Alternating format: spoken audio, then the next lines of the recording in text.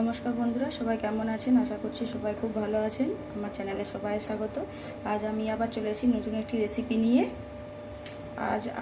চলে এসেছি নতুন একটি রেসিপি নিয়ে। আমি এখানে দেখতে পাচ্ছেন নিয়ে নিয়েছি একটা ছোট্ট সুন্দর দেখে একদম নরম টাটকা কাঁঠাল। তো এই কাঁঠাল দিয়ে আজকে একটা দারুণ স্বাদের রেসিপি বানাবো। তার জন্য প্রথমে কাঁঠালটাকে আমি কেটে নেব। কেটে নিয়ে আপনাদের কাছে ফিরে আসছি। সমস্ত কাঁঠালটাকে আমি সুন্দর করে কেটে ধুয়ে নিয়েছি। আর এর সাথে আমি আলু দেবো, সেই জন্য একটা মাঝারি সাইজের আলুকে আমি কেটে ধুয়ে পরিষ্কার করে নিয়েছি। তো একটা থালার মধ্যে সব কিছু আমি এখন নিয়ে নিয়েছি। চলুন এবার রান্নাটা সেরে ফেলি। এখানে গ্যাসে একটা কড়াই বসিয়ে দিয়েছি। কড়াইয়ের মধ্যে দিয়ে দিচ্ছি আমি কিছুটা সরষের তেল। আজকের রান্নাটা আমি সরষের তেলেই করব। এখন আমি কেটে রাখা আলুগুলো তেলের উপর দিয়ে নেড়ে নেব।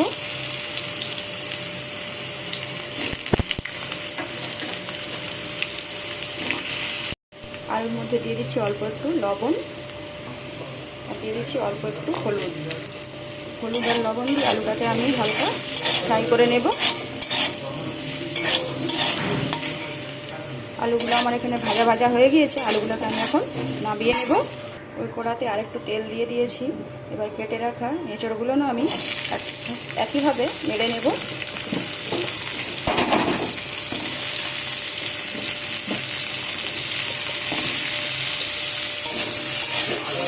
কাঁঠাল এঁচড়টাকেও আমি ভালো করে নেড়ে নিচ্ছি এখানে।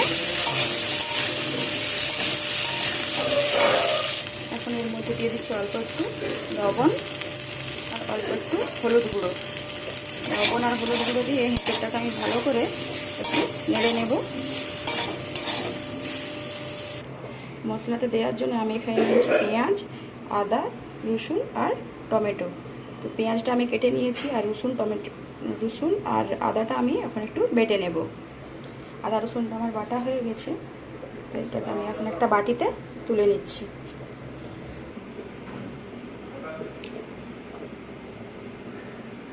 সব আদা রসুনের পেস্টটাকে আমি বাটিতে তুলে নিলাম। এঁচড়টাকেও একটু নেড়ে নিয়েছি। এঁচড়টাকেও আমি এখন তুলে নেব। আজকের এঁচড়টা আমি ডিম দিয়ে বানাবো, সেই জন্য 4টে ডিমকে সেদ্ধ করে ছাড়িয়ে নিয়েছি। কড়ার মধ্যে দিয়ে দিচ্ছি আবারও কিছুটা তেল। সেদ্ধ করা ডিমগুলোকে একটু নেড়ে নেব। দিয়ে দিচ্ছি অল্প একটু হলুদ গুঁড়ো, আর দিয়ে দিচ্ছি একটু লবণ। দিয়ে ডিমগুলোকে একটু ভেজে নেব। এইভাবে এঁচড় রান্না করলে খুব সুন্দর খেতে লাগে। ডিমটা আমার এখানে ভাজা হয়ে গেছে ডিমগুলো। তো ডিমগুলোকে এর থেকে বেশি আর ভাজবো না। এখন ডিমগুলোকে নামিয়ে নিচ্ছি। ডিমগুলোকে নামিয়ে নিয়েছি। কড়াতে আবার একটু তেল দিয়ে দিলাম। ফোড়নে দিয়ে দিচ্ছি একটা শুকনো লঙ্কা, হাফ চামচ গোটা জিরে, আর হাফ চামচ 5 ফোড়ন। ফোড়নটাকে একটু ভালো করে ভেজে নেব। এর মধ্যে এখন কেটে রাখা পেঁয়াজগুলো দিয়ে দেব।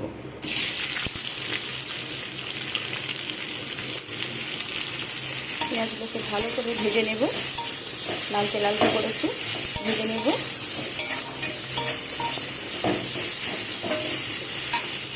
পেঁয়াজটা আমার লালচে করে ভাজা হয়ে গেছে। এখন আদা রসুনের পেস্টটা এর মধ্যে আমি দিয়ে দেব। সব কিছুকে আবার ভালো করে নাড়াচাড়া করে কষিয়ে নেব।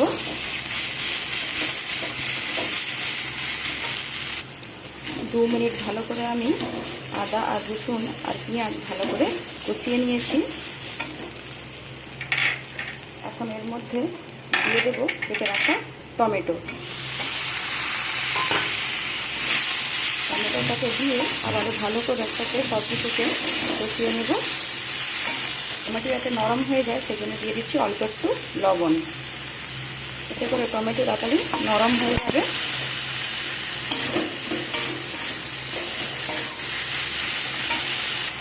এখানে নাড়াচাড়া করতে করতে টমেটো আমার ভালো করে গলে গিয়েছে। এখন এর মধ্যে আমি অ্যাড করব শুকনো গুঁড়ো মশলা। দিয়ে দেবো ধনে গুঁড়ো, দিয়ে দিচ্ছি জিরে গুঁড়ো, দিয়ে দিচ্ছি লাল লঙ্কার গুঁড়ো, আর দিয়ে দিচ্ছি হলুদ গুঁড়ো। দিয়ে সব কিছুকে ভালো করে কষিয়ে নেব।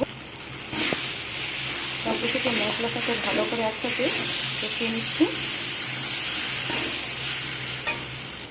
এখন এর মধ্যে দিয়ে দিচ্ছি অল্প একটু জল।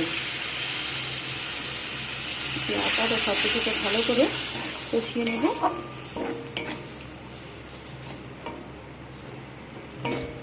দেখতে পাচ্ছেন মশলা আমার এখানে কত সুন্দর করে কষানো হয়ে গিয়েছে।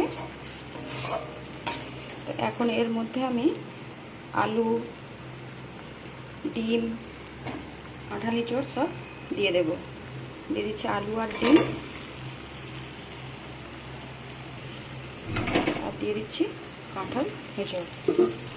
দিয়ে সব কিছুকে আবারও একসাথে ভালো করে কষিয়ে নেব। মশলার সাথে সব কিছুকে ভালো করে একসাথে কষিয়ে নেব।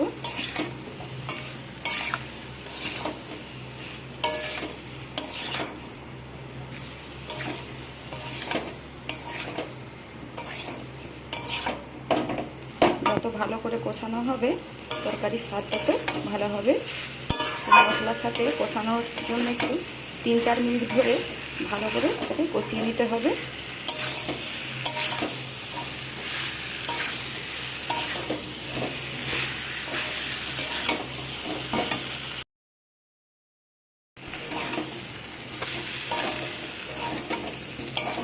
তিন 4 মিনিট ধরে ভালো করে এটাকে আমি কষিয়ে নিয়েছি। এখন এর মধ্যে আমি দিয়ে দেবো জল। তো এখানে আমি গরম জলের ব্যবহার করছি। অবশ্যই আপনারাও গরম জল দেবেন, এতে তরকারির স্বাদ ভালো হয়। দিয়ে দিলাম পরিমাণ মতো জল। দিয়ে আবারও সব কিছুকে একসাথে মিশিয়ে নিচ্ছি। আপনারা যে যেরকম গ্রেভি রাখতে চান সেই হিসাবে জলের ব্যবহার করবেন। এটাকে আমি এখন 4-5 মিনিট সেদ্ধ করে নেব।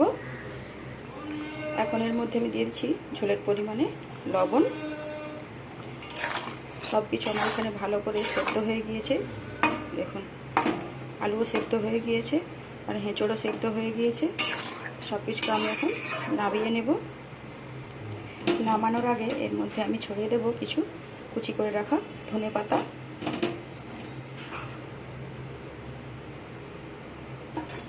ধনেপাতাটা দিয়ে সব কিছুকে আবার একসাথে একটু মিশিয়ে নেব।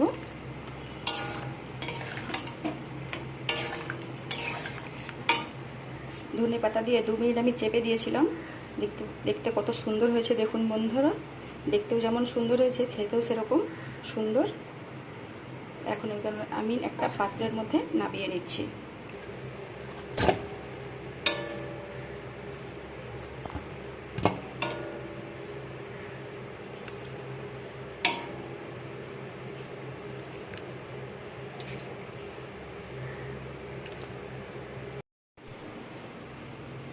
বন্ধুরা আজকের আমার এই রেসিপি আপনাদের কেমন লাগলো অবশ্যই কমেন্ট করে জানাবেন।